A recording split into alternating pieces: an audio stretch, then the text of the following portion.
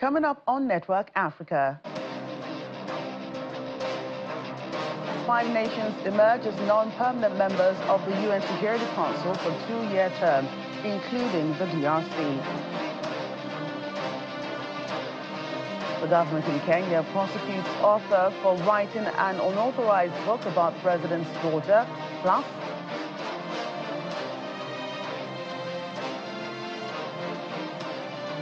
the United Nations agency says 5 members of its convoy carrying aid in Sudan came under attack in El-Fasher.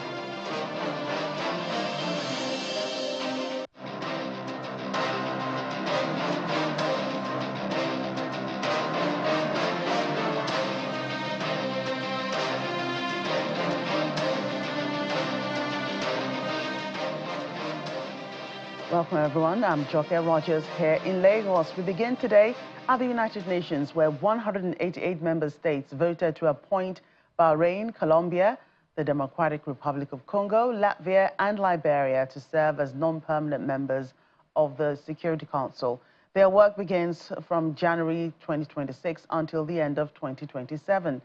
The African and Asian Pacific Group, Bahrain, received 186 votes, while the DRC garnered 183 votes, and Liberia received 181 votes, with 1 country abstaining. In the Eastern European group, Latvia received 178 votes, while 10 countries abstained. In the Latin America and Caribbean group, Colombia received 180 votes, with 8 countries abstaining. With the exception of Latvia, which will take a seat on the Council for the first time in its history, all elected countries had previously served: Colombia 7 times, the DRC twice, Bahrain and Liberia once each.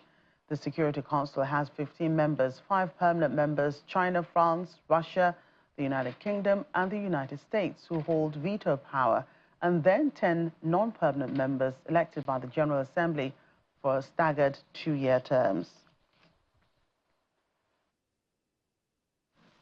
Bahrain, 186. Democratic Republic of Congo, 183. Liberia, 181. Latvia, 178.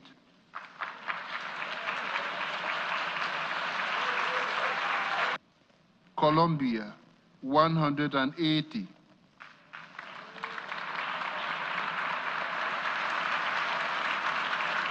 Bahrain, Colombia, the Democratic Republic of the Congo, Latvia, and Liberia are elected members of the Security Council.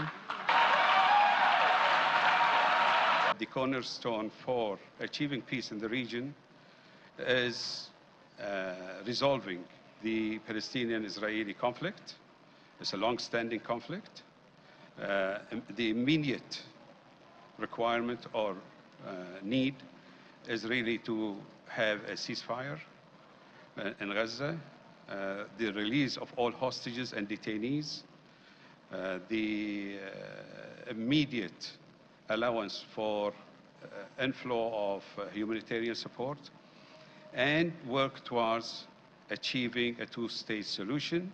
We will most certainly come to the Security Council bearing the experience of a country that knows what it is like to have decades of conflict, that has a thorough understanding of the challenges of peacekeeping operations and protection of civilians issues, as well as the convergence between conflict, natural resources, and environmental changes. And this is the experience and expertise we wish to bring to the table, not to serve our own interests, but to serve the interests of humanity, because we know that the situation in the DRC is not an individual or isolated one. We have a lot of crises around the world. We will spare no effort to achieve a just and lasting peace in Ukraine. We will spare no effort to alleviate the human suffering in the Middle East, Gaza, Africa, and other conflicts around the globe. Our priorities will include advocacy for the UN Security Council's attention to the new and emerging threats of the 21st century, which include cybersecurity, AI-produced disinformation, and threats to maritime security. This achievement is not merely a reflection of our dedication, it is a testament to the hopes, dreams, and aspirations of countless individuals who yearn for a world where dialogue triumphs over discord, where unity prevails over division. We have gathered here as representatives of diverse cultures and perspectives, but we are united in our shared purpose to forge a more just and equitable world. Well, back in the DRC, spokesperson for the Armed Forces, Major General Sylvain Efomi, has dismissed claims that recent arrests of Swahili-speaking army officers were ethnically motivated. He made the comments during a press conference in the capital, Kinshasa, emphasizing that all officers joined voluntarily and are individually accountable for misconduct. He adds that the arrests extend beyond Swahili-speaking officers and include high-ranking individuals from various backgrounds. Separately, government spokesperson Patrick Katembwe has responded strongly to recent reports by Amnesty International and Human Rights Watch, denouncing the M23 rebels' occupation as a reign of terror. He clarifies that financial services are hindered not by Kinshasa, but by international sanctions and insecurity in the affected regions. Mr. Muyaya also said that the DRC's election into the UN Security Council will help amplify Congolese concerns, especially around peace and regional stability at the highest level of global decision-making.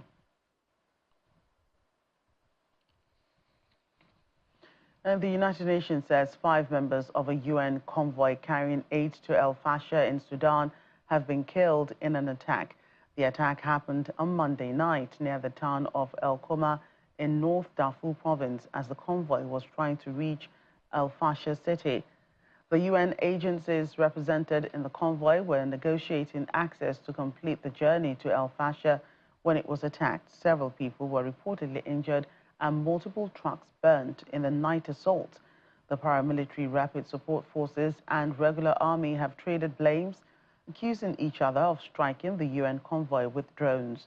The United Nations has called for an urgent investigation and demanded that those responsible be held accountable. A Kenyan author, Webster Elijah, has been prosecuted by the government for publishing an authorized biography about the president's daughter, Charlene Ruto. Ms. Charlene, who is listed as the complainant, says that she had reported the matter to authorities and is pursuing legal action, accused the author of misusing her name by publishing the book without her prior consent. Meanwhile, Kenyan free speech advocates and lawyers have condemned the prosecution of the author of an unauthorized biography of Kenyan President William Ruto's daughter. The author was arrested and charged with impersonation over the book titled Beyond the Name, Charlene Ruto and the Young Uprising. However, Mr. Webster has pleaded not guilty and has been released on bail. Let's bring in Kenyan journalist Cyrus Zombati to talk more about this. Cyrus, great to see you again today. Good to see you. Right, so this is a little-known author in Kenya, but I'm sure this case has made him an overnight celebrity, popular, I might say. Why is it riling up authorities and the police? Well, as you said, he was not known in Kenya until and after he was arrested. He was arrested because the complainant is the daughter of the president in Kenya.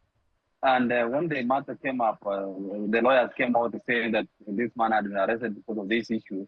Everyone wanted to know why. And then it emerged that he had authored a book purporting to be Charlene Ruto, who is the daughter of the president, William Ruto. So apparently the daughter had complained to police that this man had authored a book without her consent.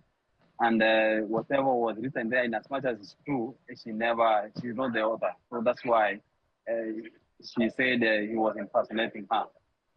Right, and before he wrote the book, what information was out there about the first family? I mean, there's little. Actually, no one knew about the book until he was arrested. So people are searching for the book as we are speaking. Because what we know much of the family is that Mr. Ruto is a family man.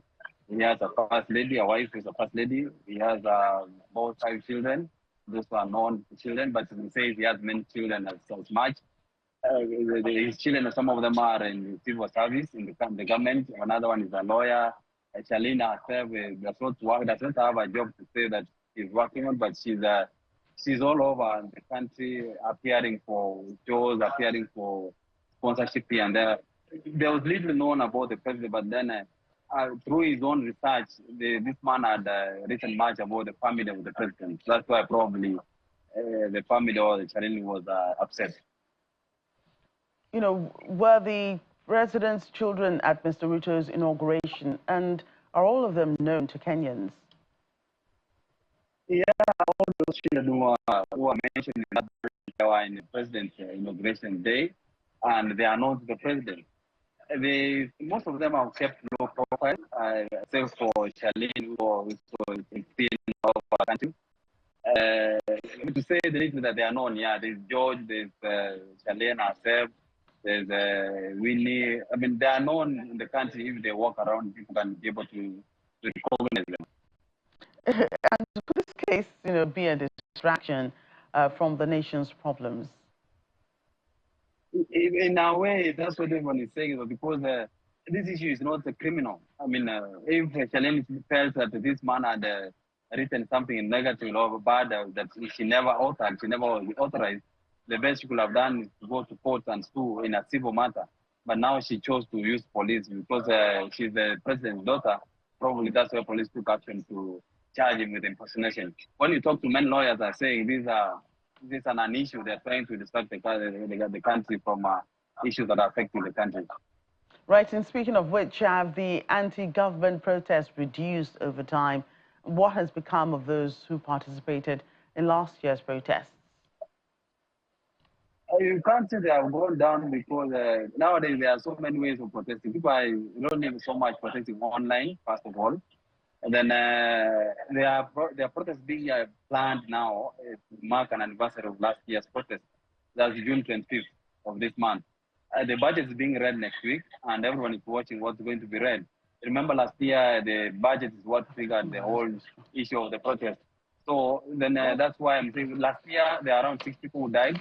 There are around 60 missing, men are injured and also. So people are still remembering the protest of last year. Right, Cyrus, a pleasure again having you on the program today. Pleasure having this show. We're in South Africa now, where a top official in one of the country's biggest political parties has been sacked following his visit to a controversial Malawian pastor in April.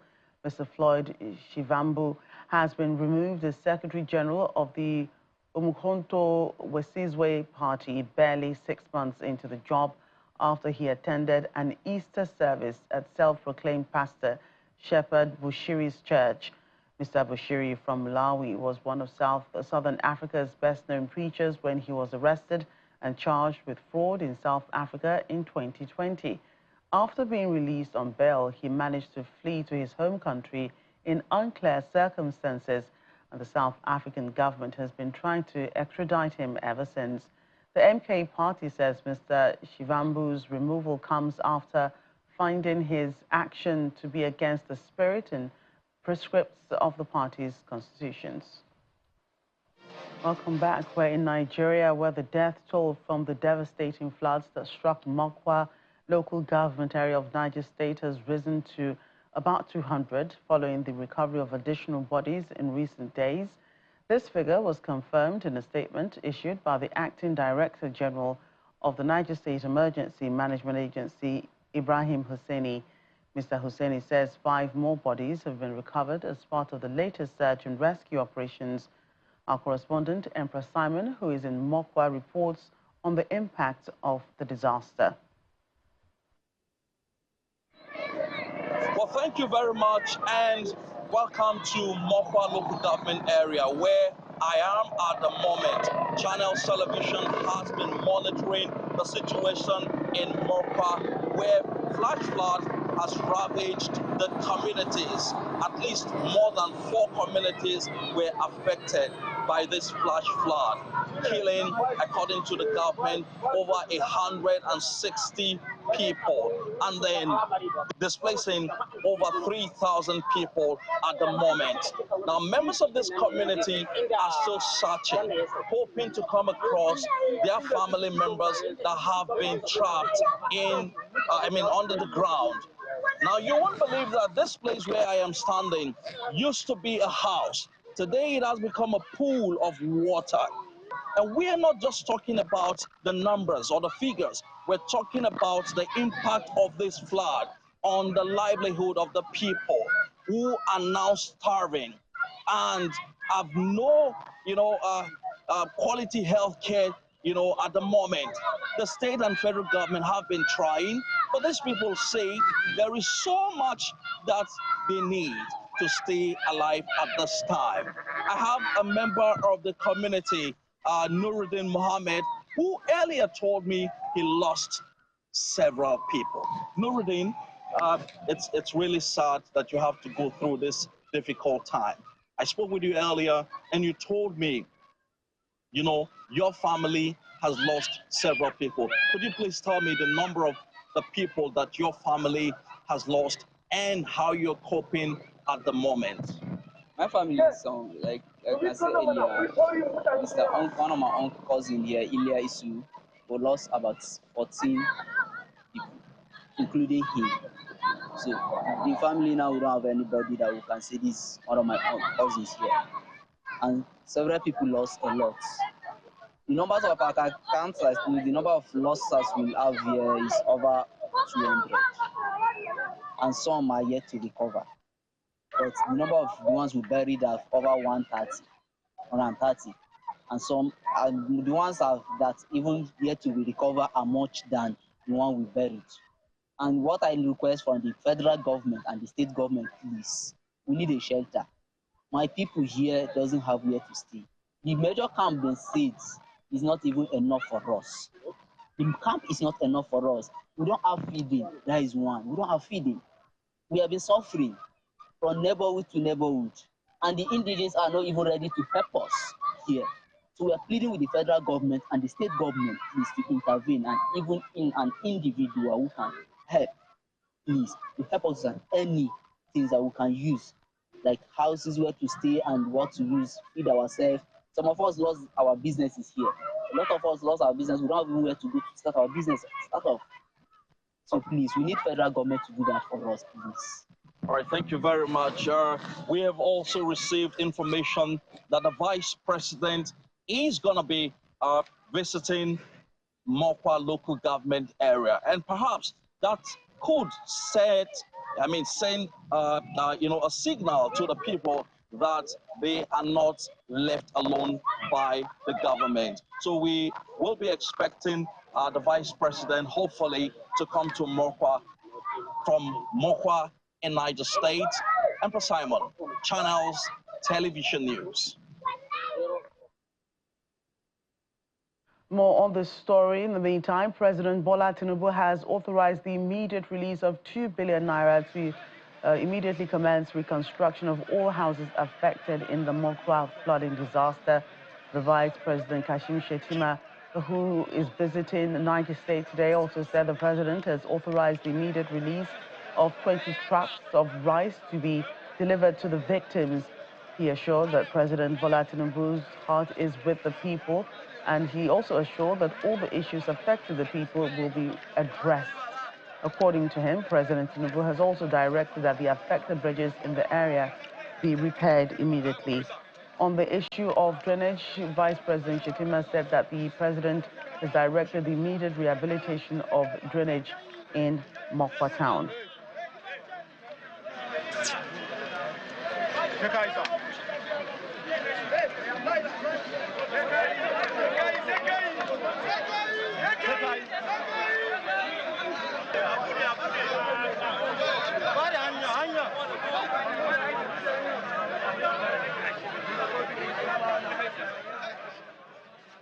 Well, President Tinubu has conferred the national honor of the Commander of the Order of the Federal Republic on co-chair of the Gates Foundation, Bill Gates. The president conferred the honor on Mr. Gates in Lagos at an event witnessed by top government officials, including the Minister of Health and Social Welfare, Dr. Ali Pate, and the president of the Aliko Dangote Group, Mr. Aliko Dangote. According to President Tinubu, the award recognizes Mr. Gates' contributions to global health, education, and poverty alleviation, including strategic partnerships with Nigeria. It's the day to share happiness and respect, acknowledge one of the greatest human beings that the world has brought. All I need to say is thank you, Bill Gates, for your indivisible commitment to humanity.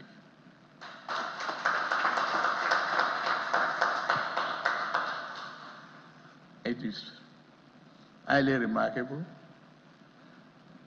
It's an inspiration to leadership across the world, including the one standing before you.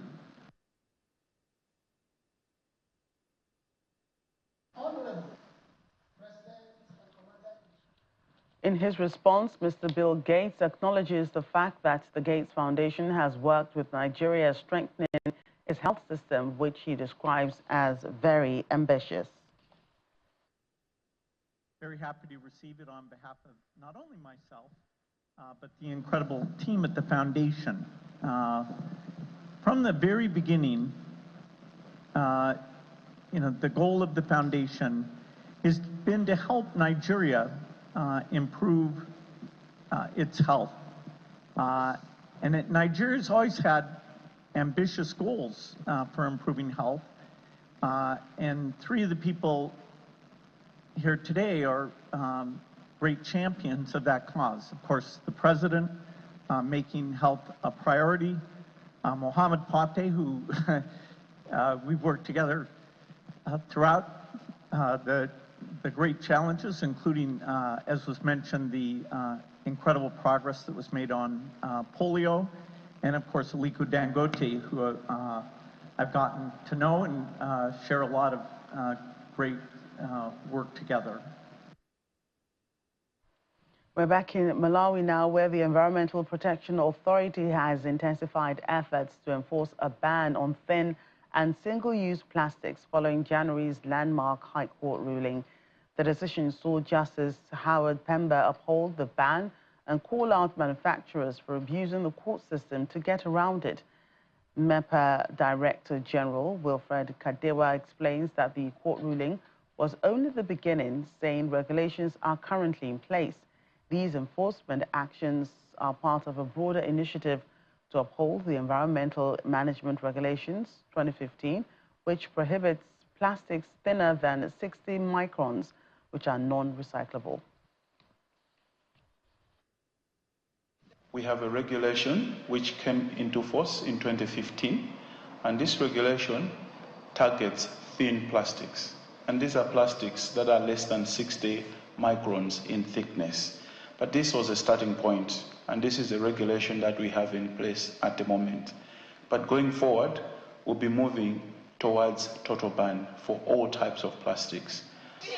So plastics do have an indirect effect on us, but also a direct one, in that they will lead to, among others, cancer diseases in us as human beings. We need to make sure that the government is also facilitating some sort of incentives targeting those companies or youth groups that are already producing these alternatives to thin plastics. This could be sack bags, woven bags, shego bags, or anything that could really come in place of the dangerous plastics.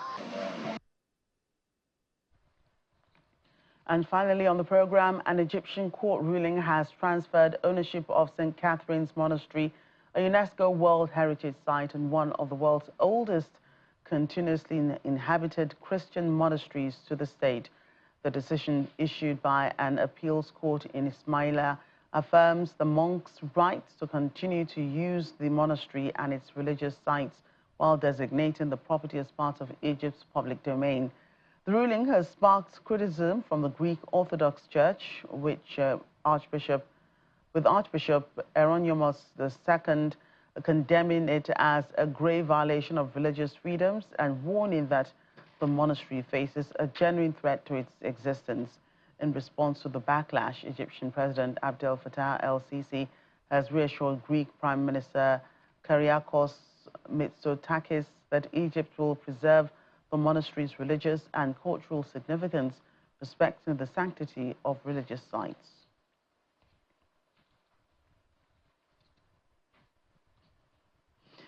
That's Network Africa this afternoon. Thank you for watching. I'm Joke Rogers.